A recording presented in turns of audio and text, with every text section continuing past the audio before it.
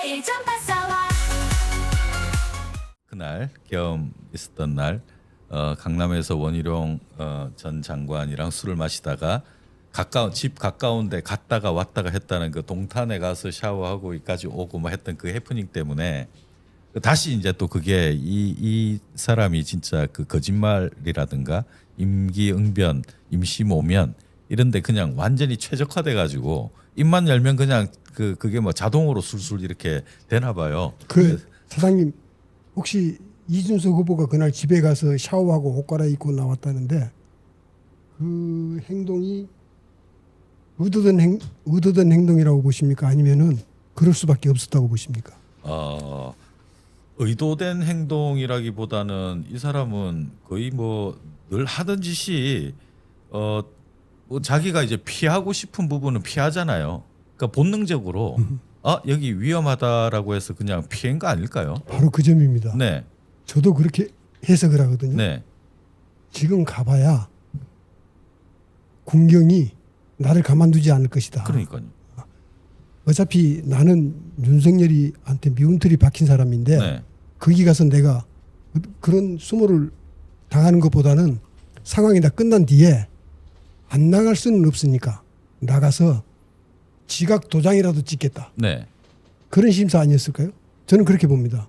저도 그렇게 봅니다. 아니 그렇지 않으면은 국가의 운명이 누라는 위기에 처했는데 어떻게 샤워를 하고 옷을 갈아입고 거기 나갑니까? 그래서 저 이준석이는 솔직히 말해서 다루고 싶진 않은데 뭐 이준석이가 지금 선거판을 완전히 그냥 망가뜨려놔서 이제 대선 판도 그다음에 이제 6월 3일날 본선거 그래서 지금까지 흘러온 대선 판도를 한번 좀 짚어보는 시간을 갖도록 하겠는데요. 이준석이나 김문수의 대선 토론에서 보여준 막장은 정말 시민들의 그 의식 수준에 정말 미치지 못하는 저런 자들은 정치판에서 퇴출을 시켜야 된다 이렇게 보고요. 그 인터넷 댓글창에서도 작동하는 집단 지성의 논리가 통하지 않는 곳이 유일하게 국민힘하고 윤석열이었죠. 네, 그랬죠. 그 사람들의 정보를 취득하는 통로는 다른 데 있었거든요. 최근에는 또 뜨고 있는 데가 그 펜코라든가 이준석이 늘 들락거리는 그 일부 사이트에서 거기서 뭔가 그 자양분이라든가 논리라든가 아이템을 이준석이 거기서만 이렇게 쪽쪽 빨아 먹어서 그걸 가지고 이번에도 사고를 쳤는데 이게 딱 윤석열하고 닮은 게 윤석열은 뭐 고성국 TV라든가 이봉규 TV라든가 극우 특히 그 부정선거론에 심취돼 있는 사람들이 버글버글거리는 그 사람들이 슈퍼챗을 막 쏘아대는 거기서만 주로 논리를 갖다 얻어서 국정에 또 정치에 이렇게 쓰다 보니까 나라 꼴이 이 모양이 됐는데 이준석이 하는 꼴이 또 그거랑 비슷한 거예요. 그러다 보니까 막 40대 윤석열 같다 그런 소리도 나오는 거고 어떻게 그렇게 똑같을지. 그렇게 편협하게 정치와 관련된 혹은 국정과 관련된 정보를 그렇게 입수를 하기 때문에 네. 그 사람들이 특정 영양소 결핍이라든가 특정 영양소 과다 이런 심각한 문제에 직면하게 네. 되는 거예요. 아니 영양분은 골고루 섭취를 해야 되는데. 아니 뭐 단백질, 네. 지방, 탄수화물, 비타민, 뭐 무기질 이런 적절하게 섭취를 해야 되는데 그 사람들은 거기에서 죄다 불량식품만 그냥. 그럼요. 예. 변질된 특정 영양소만 지속적으로 네. 과다하게 이 섭취를 하거든요. 그러니까 괴물 소리 듣죠. 그래서 생기는 문제가 지금 나타나고 있지 않습니까? 네. 윤석열은 이미 그런 증상이 발현이 됐고 앞으로 더 지켜보면은 네. 더 심각한 후유증이 나타나지 않을까요? 윤석열은 그대로 그 페이스 그대로 가고 있는 것 같고요. 뭐 조금의 일말의 뭐 반성이나 이런 뭐 페이스 조절 이런 그러니까 거 김 없는 것 사장님이 같아요. 말씀하시던 그 펜코라든가 그 이준석이가 열독하는 일부 인터넷 커뮤니티가 어떤 사람들의 분석에 따르면은 일베의 변질된 버전이라는 얘기가 있어요. 일베의 변질된 버전. 일베가 사실상 해체를 하고 나서 네. 거기에서 몸담았던 사람들이 버전을 바꿔서 거기에서 오염된 네. 그런 정보들을 생산하고 그 다음에 논리적으로 맞지 않는 그런 주의 주장을 거기서 주입을 하고 네. 그런 식으로 지금 운영이 되는 것 아닌가 하는 그런 분석을 하는 전문가들이 그런 있더라고요. 분석도 맞습니다. 있고요. 네. 그 얼마 전에 왜 우리 심 대기자님께서 이종 교합이라고 그랬잖아요. 저는 이제 혼종이라고도 썼는데 젊은 기자들 얘기를 들어보니까 일베와 펜코 이렇게 해서 펜베라고 한답니다. 그래서 이종 얘네들이 이제 교배를 한 거죠. 그래서 펜배충이라고 한다고 해요. 그리고 저는 이준석은 거기에 교주다. 그러니까 아스팔트 그 태극기 부대가 전광훈을 교주로 삼듯이 일배충들하고 펜코가 이제 교합을 해서 그렇게 해서 이준석을 교주로 모시고 있는데 문제는 이준석이가 거기에 지령을 따르고 있다라는 거죠. 모든 전략을. 그러니까 김용남 전 의원이 그러지 않습니까? 그거 보지 말아라. 너무 과도하게 몰입하지 말아라. 그러니까 우리 김 사장이 얘기했던 윤석열이한테 제발 그거 유튜브 보지 말고 하다못해 조선일보라도 봐라 그러는데 오히려 윤석열이가 성질을 냈다는 거 아닙니까? 니들이 이런 걸 안 봐서 몰라 이러고서 그렇듯이 윤석열이랑 똑같은 거잖아요. 저 40세 윤석열이잖아요. 저자는 펜코 들어가갖고 끊임없이 거기 그러니까 중독이 된 겁니다. 이게 마약 같아서요. 중독이 되면 거기서 얘네들이 지령을 내리는 거죠. 근데 교주가 어떻게 지령을 받고 움직이는지 쟤는 좀 들떨어진 교주 같아요. 그런 거 보면. 본인도 거기서 또 여론을 형성하기도 하고 본인이 좀 뱉어놓은 이야기 가지고 거기서 또 이렇게 들끓어서 뭔가 또 추앙을 또 받는 듯 하니까 이재명 후보가 얘기했던 것 그게 원래는 이제 미국의 60년대 흑인 지도자인 말콤 X가 얘기했던 거 아닙니까? 투표 아니면 총을 달라. 그 당시에 이제 흑인 인권 운동을 했던 말콤 X가 그만큼 이 투표로서 정권을 심판할 수도 있고 자기 뜻을 정치적인 의사 표시를 할 수 있는 유일한 방법이 국민으로서는 투표거든요.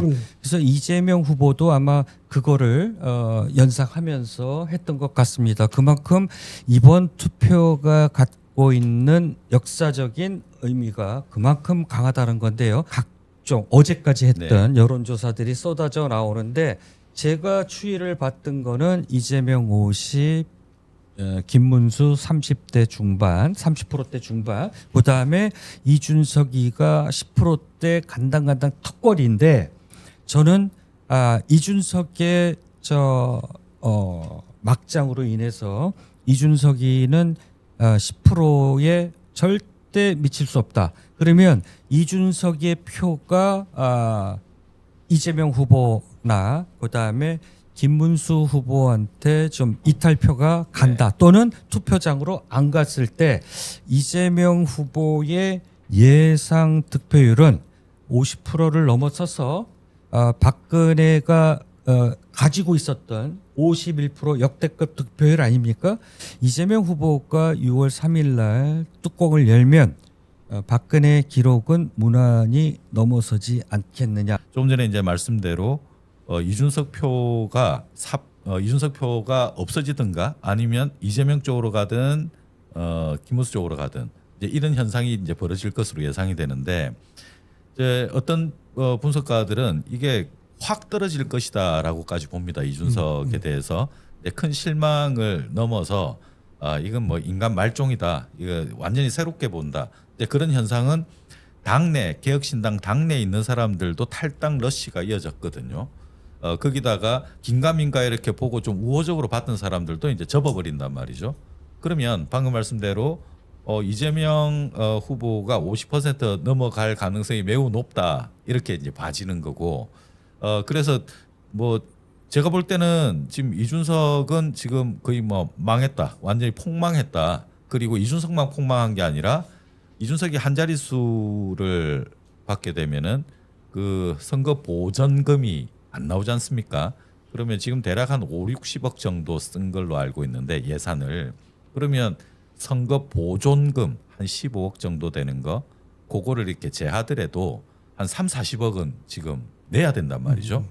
당에서는 돈이 그렇게 없으니 이준석이 사실은 제일 많이 부담을 해야 될 것 같은데 뭐 아파트도 뭐 뭡니까 그 세금을 덜 내 가지고 압류된 압류당한 그 뭐 그런 기록이 일도 남아 있는 것처럼 있더라고요. 그러니까 아마 준법 정신도 없는 놈입니다. 아마 저놈은. 본인이 그걸 네. 감당하려고 들지 않을 것 같아요. 그러면 그 개혁신당 자체 존폐 위기가 당장 닥칠 수 있을 것 같고 이준석한테 닥치게 될 각종 그 사법 리스크, 요거까지 같이 겹치면 이준석은 그 헤쳐나가기가 상당히 어려울 가능성이 크다. 그러니까 그 대목에서 네, 김문수로서는 어차피 지는 선거거든요.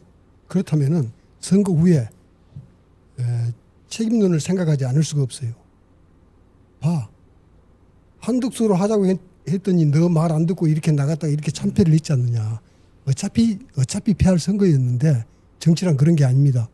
누군가는 책임을 모든 현상에 대해서는 누군가한테 책임을 지우거든요.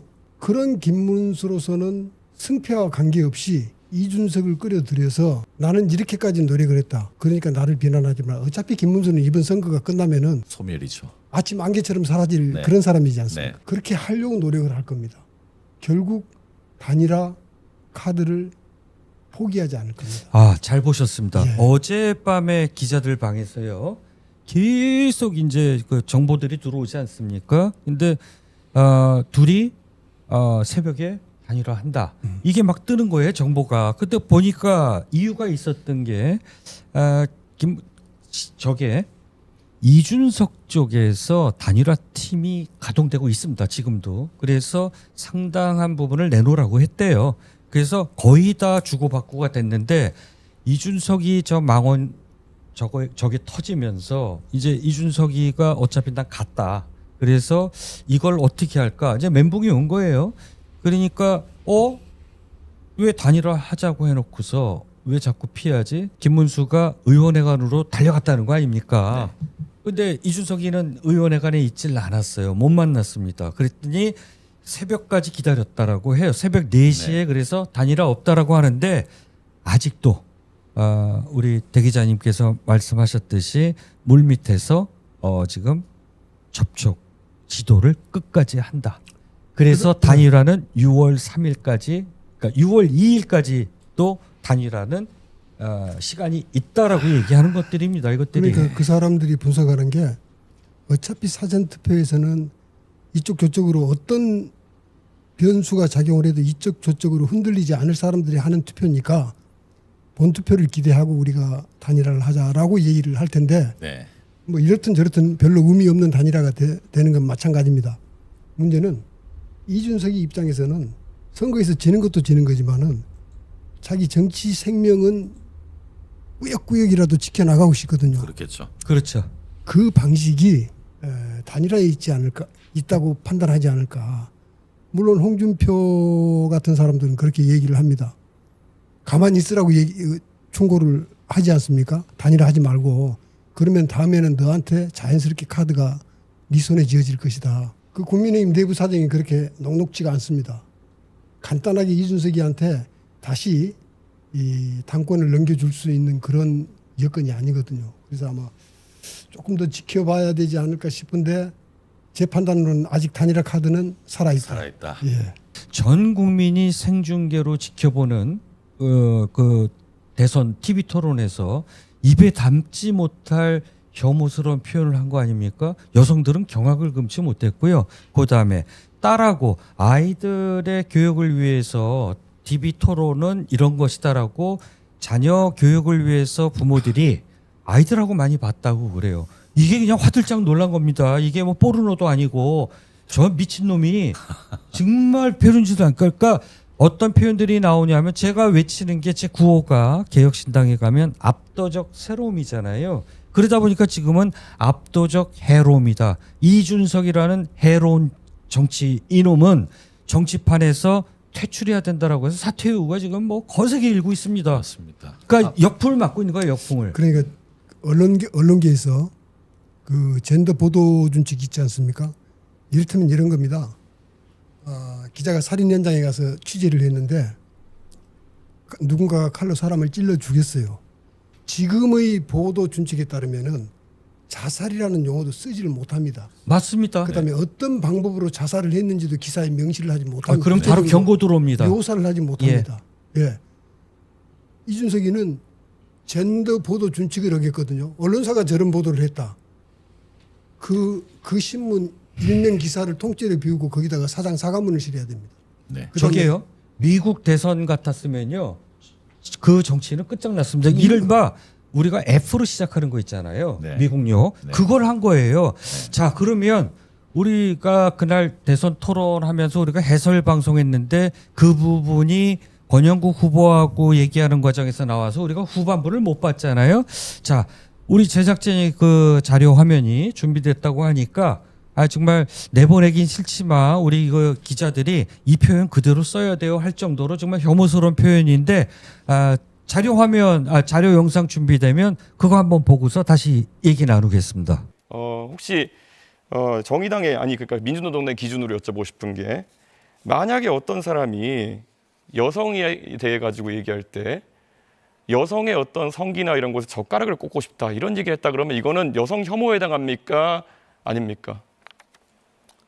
그건 뭐 답변하지 않겠습니다. 민주노당 기준이 없습니까? 이런 성폭력적인 발언에 대해서? 그건 있죠. 그러나 지금 이걸 묻는 취지는 잘 모르겠는데요. 자, 저게 권영국 후보가 당황을 했답니다. 그래서 끝나고 나서 권영국 후보가 이제 백브리핑을 하고 그다음에 입장문을 냈는데 정말 경악을 금치 못한 그래서 저런 정치는 이제 정치판에서 퇴출돼야 되는 거 아니냐. 그래서 지금 뭐 막말 파문이 일파만파입니다. 지금 뭐 이준석이라는 이 나이만 40인 80보다 더 80, 90된 윤석열이를 보는 것 같아요. 거기다가 김문수의 치매까지 다 발라놓은 이런 정말 괴물이 태어났다라고 하는 거는 우리 대한민국 정치판의 이제 수치인데요. 저자는 제가 봤을 때는 정치판 오래 못 간다. 그리고 지금 최근에 보면 말이죠. 한덕수, 최상목, 이상민 전부 지금 경찰이 지금 칼을 휘둘르죠. 네. 자, 우리 칼 맛 좀 봐. 검찰이 지금 검찰보다 우리가 좀 쓸만하지 않아? 그래서 과잉 충성들을 합니다. 그런데 지금 뭐 다 풀립이 돼 버렸어요. 미리 누워 버리는데 저거 이준석이 6월 4일 이후에 경찰이 그냥 놔둘 것 같습니까? 뭐 사회부 기자 또 오랫동안 하셨으니까 뭐 어떻게 예상하십니까? 아직은 정치적인 문제라서 일반적인 사회적 범죄하고는 조금 다른 측면은 있습니다. 일반적 사회적 범죄는 조금 다른 측면이 있는데 지금 각계각층에서 고소 고발이 잇따르고 있거든요. 그런 여론을 결코 무시하지 못할 겁니다. 그다음에 인권위의 진정도 아마 많이 들어갔던 것으로 그렇게 네. 하는데 이 정부 들어서 인권위가 워낙 대행적으로 그렇게 결정을 하고 해야 될 말은 안 하고 안 해야 될 말만 하고 그런 조직이 돼가지고 거기에다 뭘 기대할 수 있겠습니까만은 어떻든 그쪽에도 많은 그 진정이 지금 접수가 되고 있다고 그럽니다. 아마 그 박지원 의원은 그렇게 해석을 하더라고요. 그래도 이준석은 살려야 된다. 한국 정치의 미래를 위해서. 그 지점에서 저는 박지원 의원과 아주 다른 네. 견해를 갖고 있습니다. 네. 한국 정치가 살아나려면 저렇게 오염된 파시스트적 발상으로 맞습니다. 정치를 하는 네. 그런 사람들은 일찍 배제하는 게 낫다. 그 퍼스트 펭귄이라는 얘기가 있지 않습니까? 네. 이준석 후보가 원래 자기를 미화하기 위해서 했던 얘기 중에 하나가 퍼스트 펭귄이라는 거죠. 나를 따르라는 겁니다. 그것도 사실은 파시스트적이죠. 우리 같이 가자. 어깨 동무하고 같이 가자는 건데 동물 생태학자들 분석에 따르면은 퍼스트 펭귄은 그런 뜻이 아니다. 이런 뜻이 있다. 조직에 적응하지 못하고 조직에 해를 끼치는 펭귄을 배제하고 격리시키기 위해서 낭떠러지에서 먼저 떠밀어서 떨어뜨린다는 거예요. 밑에서는 바다사자가 기다리고 있거든요. 바다사자가 그 펭귄을 잡아먹는 사이에 다른 펭귄들이 일제히 들어가서 먹이 활동을 무사히 할 수 있게 한다. 그래서 조직의 존립을 위해서 불가피하게 희생제의를 제공해야 될 때 필요한 그게 퍼스트 펭귄의 진정한 의미라고 해석하는 그런 학자도 있어요. 유명한 생태학자의 분석입니다. 네. 그렇군요. 예. 그런 관점에서 보자면은 이준석이 얘기했던 퍼스트 펭귄은 어쩌면 맞는 말일지도 모르겠습니다. 민주당이 이제 PDF 파일을 만들어서 돌렸는데 정말 우리가 몰랐던 그 이준석의 갖가지 망언들이 아주 잘 정리되어 네, 있습니다. 이준석 망언집이라고 하고 위에 이제 부제목으로 혐오와 편견의 늪에 뛰어든 퍼스트 펭귄이라고 제목을 붙여놨습니다. 자, 이 이야기가 있었습니다. 저는 여야를 불문하고 가족의 일탈을 해당 정치인과 묶어서 비판하는 것을 지향해 왔습니다. 해놓고서 네, 작년 2월에 이제 이런 말이 있었는데 이제 이런 것들을 조목조목 이제 다 잡아낸 겁니다. 이준석이 그때마다 워낙 이제 모면하는 이야기들로 그냥 일관하고 있다 보니까 부친의 17년 소유 제주도 땅 농지법 위반 관련해 가지고 자세한 재산 내용을 인지할 기회가 없었다. 제 아들- 소유 관계와도 무관하다 이런 그러니까 아들이 이야기를 했네요. 아버지의 재산 내용을 모르고 있었군요. 그렇죠. 예. 네, 이런 것도 있었습니다. 성상납 혐의에 대해 최종 무혐의가 나서 억울한 누명이었다고 밝혀진 나 자기가 이제 최종 무혐의라고 본인은 이제 홍보를 했죠. 나와 상관없다, 거짓이다 이제 저는 이랬는데 분명히 거짓말이죠. 거짓말이죠. 그게 아니라 저기 나와 있는 대로 공소시효가 도과돼서 그렇습니다. 그래서 공소권 없음으로 끝난 겁니다. 네, 저 사건이. 성상납이라고 하는 내용은 팩트 있는 사실이었고요. 이제 공소권 없음 그래서 무혐의다라고 본인은 이렇게 그랬죠. 발뺌을 하고 있는 겁니다. 관련해 가지고는 그 무고죄 관련해서 이제 지난번에 방송에서도 말씀드렸다시피 서울 고검에 이렇게 들어가 있고요. 무고죄와 관련한 사건에 대해서는 다툼의 여지가 앞으로 계속 남아 있습니다. 자, 이런 내용도 있었습니다. 아, 유명한 이게 장면이죠. 아주 네. 이게 뭐 본인도 다 밝힐 수도 없는 이야기인데 대충 얼버무린 거죠.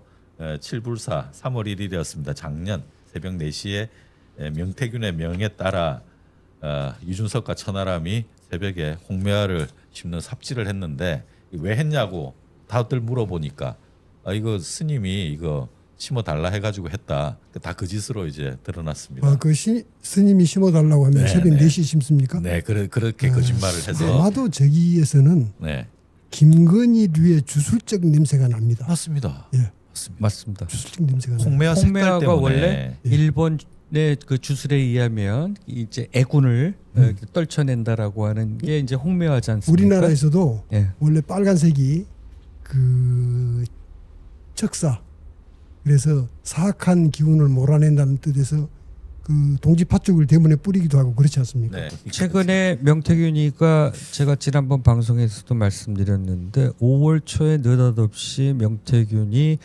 자기 페이스북에 칠불사 사진을 막 올려놓습니다. 외부 내부 다 해서요. 그러면서 칠불사에 심은 게 홍매화뿐이 아니라는 겁니다. 그러니까 명태균은 그날 천하람하고 그다음에 이준석하고 이 젊은 두 정치인의 뭔가를 묶어놓은 거죠. 그래서 이준석이 명태균한테 뭔가 잡혀 있다. 근데 부인도 알고 있다. 이렇게 그 명태균의 부인이 아니 그러니까 이준석이가 명태균한테 덜미가 잡혀 있다는 거는 맞습니다. 누구나 아는 일이거든요. 근데 그렇지 결정적인 거랍니다. 그렇지 않으면 이 국면에서 사회적으로 심각하게 문제가 되고 있는 명태균이하고 그렇게 통화를 할 리도 없고 그러니까 그렇지 않습니까? 아마 그 문제는 결국 시간의 문제지.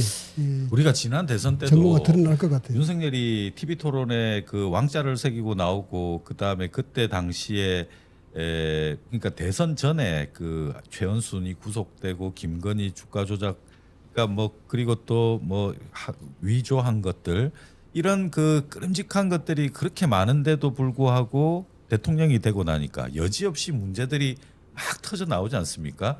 지금 이준석도 그대로 똑같은 것 같아요. 이준석을 둘러싼 각종 이 홍매화뿐만 아니라 명태균과의 그 커넥션, 명태균을 거의 멘토처럼 여기고 지내는데 명태균이 거의 사기꾼에 가깝지 않습니까? 여론조사를 가지고 사기를 친 사기꾼인데 이 사람은 그 사기를 통해 가지고 자기가 돈을 받아서 그걸 취업도 시켜주고 온갖 민주주의 근간을 흔드는 짓을 다 했거든요. 그런 사람을 옆에 끼고 스승처럼 해서 하고 있는 이준석을 이런 위험한 이준석을 지지한다든가 대통령이 되기를 바란다든가 그랬다가는 윤석열보다 더 큰 화가 치밀지 않을까. 그래서 아마- 제가 아까 네. 말씀드린 대로 이번에 간신히 오늘 이제 깜깜이 기간전에 모든 여론조사의 지표가 윤석열이가 10% 선에서 턱걸이 하고 있는데 저는 10% 미만으로 뚝 떨어진다. 그래서 어제 말씀드린 대로 저 젓가락질 한번 잘못해서 50억째는 날려 먹었다. 근데 50억 날려 먹은 것뿐만이 아니라 이제 다음 정부에 그냥 놔둬도 경찰이 알아서 이준석이 그다음에 홍준표 이제 대선 끝나면 들어오겠다는 거 아닙니까? 그러면 홍준표, 이준석 달달달달달달 아마 경찰이 알아서 엮을 겁니다. 정치와 시사 토론 전문가들 한자리에 재미와 함께 진지 색다른 시선으로